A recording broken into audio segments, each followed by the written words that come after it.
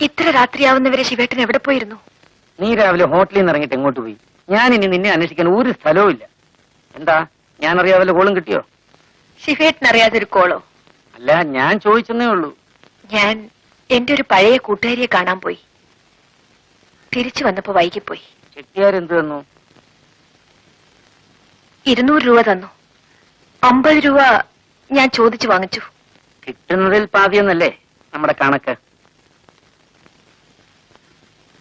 എനിക്ക് പകുതിയും വേണ്ട, മുഴുവൻ ശിവേട്ടൻ എടുത്തോളൂ. ആ, അത് വേണ്ട. കച്ചവടം കച്ചവടം തന്നെ. അതിനെപ്പോഴും കണക്ക് വേണം.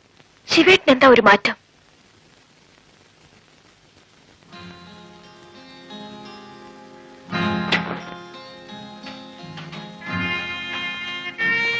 പണം സൂക്ഷിക്കണം ചുമണി. അതിന് വലിയ വിലയുണ്ട്. പണമില്ലാത്തത് കൊണ്ടാണ് നമ്മളിങ്ങനെ ജീവിക്കുന്നത്. അതുണ്ടായിരുന്നെങ്കിൽ നമ്മൾ വേറെ എന്തെല്ലാമോ ആകുമായിരുന്നു.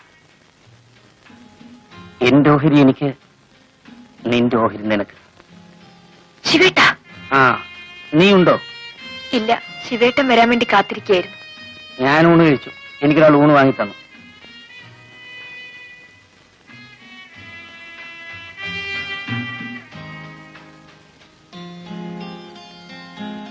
എന്നാലും കുറച്ചുണ്ണാം. വേണ്ട, നീ ഉണ്ടോ?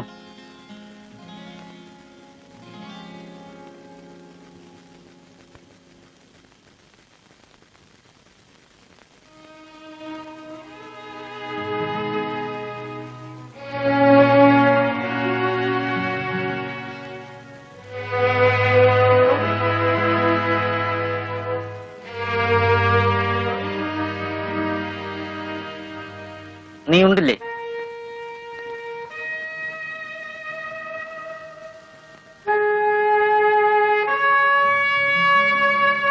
എനിക്ക് വിശപ്പില്ലാഞ്ഞിട്ടാണ് ഞാൻ ചോറ് വേണ്ടെന്ന് പറഞ്ഞത്. ശിവേട്ടൻ എന്ത് പറഞ്ഞാലും എനിക്ക് വിഷമമില്ല. വേദനിച്ച മാറിയിരുന്ന് കരയും, അത്രേ ഉള്ളൂ. അതിന് ഞാനൊന്നും പറഞ്ഞില്ലല്ലോ. ശിവേട്ടൻ പറയണം, പിണങ്ങണം, എന്നെ തല്ലണം. എനിക്കതാണ് സുഖം. എനിക്ക് അതിനാണ് ഒരാളെ വേണ്ടത്. രുക്മിണി, നമുക്ക് എവിടെയെങ്കിലും പോവാൻ ശിവേട്ട. എവിടെ? എവിടെ പോവാനാണ്? എവിടെയെങ്കിലും, നമ്മളെ അറിഞ്ഞുകൂടാത്ത മറ്റെവിടെയെങ്കിലും പോണം. എവിടെയെങ്കിലും പോണം.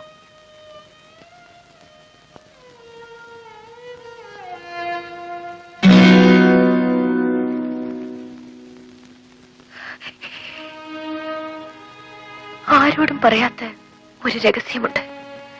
ശിവേട്ടനെങ്കിലും അതറിയണം. അത് പറഞ്ഞില്ലെങ്കിൽ എന്റെ മനസ്സിന് സമാധാനം കിട്ടില്ല. നമുക്ക് രണ്ടുപേർക്കും രഹസ്യങ്ങളുണ്ട്. നമ്മൾ കണ്ടുമുട്ടുന്നതിന് മുമ്പ് നമ്മൾ പലതുമായിരുന്നു. നിന്റെ രഹസ്യങ്ങൾ എനിക്കറിയണമെന്നില്ല. കാരണം ഇന്നലെ വരെയുള്ളതെല്ലാം എനിക്ക് മറക്കണം.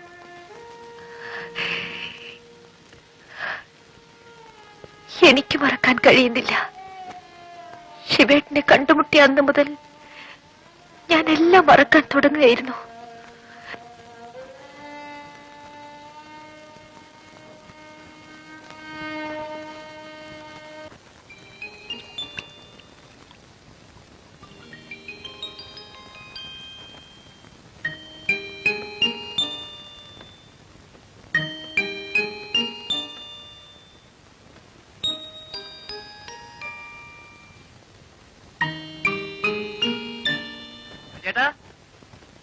ചേട്ടാ,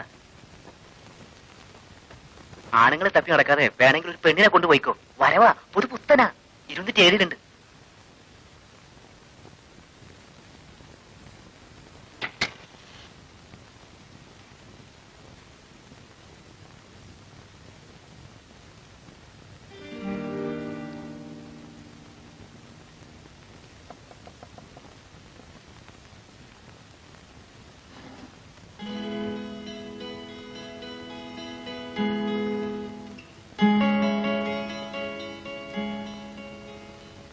ക്ഷമിക്കണം, ഞാന് ഈ മുറിയും നോക്കാൻ വന്ന. നാളെ എന്റെ ഒരു കൂട്ടുകാരൻ വരുന്നുണ്ട്. ഈ മുറി മതിയോ നോക്കാൻ മാനേജർ പറഞ്ഞു. നിങ്ങൾ നാളെ ഒഴിയുകയാണല്ലോ. ഞങ്ങൾ ഒഴിയുന്നു ആര് പറഞ്ഞു? ഒഴിയുന്നില്ലല്ലോ. ഒഴിയുന്നില്ലെങ്കിൽ വേണ്ട, ഞാൻ വേറെ മുറി നോക്കിക്കോളാം.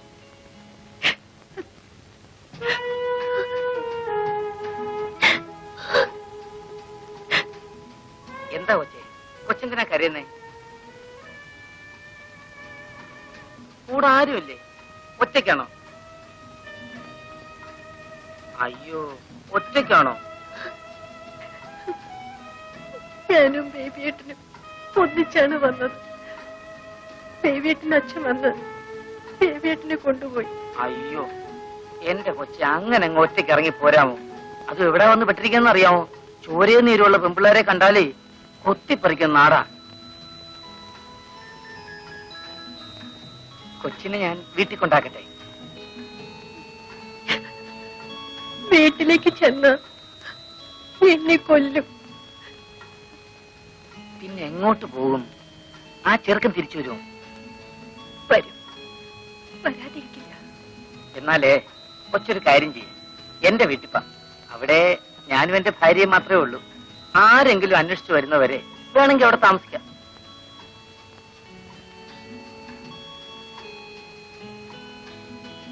അയ്യോ, ഇഷ്ടമില്ലെങ്കിൽ വേണ്ട. കൊച്ചിന്റെ വിഷമം കണ്ടി ഞാൻ പറഞ്ഞു പോയെന്നേ ഉള്ളൂ. ചേട്ടാ, ഞാൻ വരാം.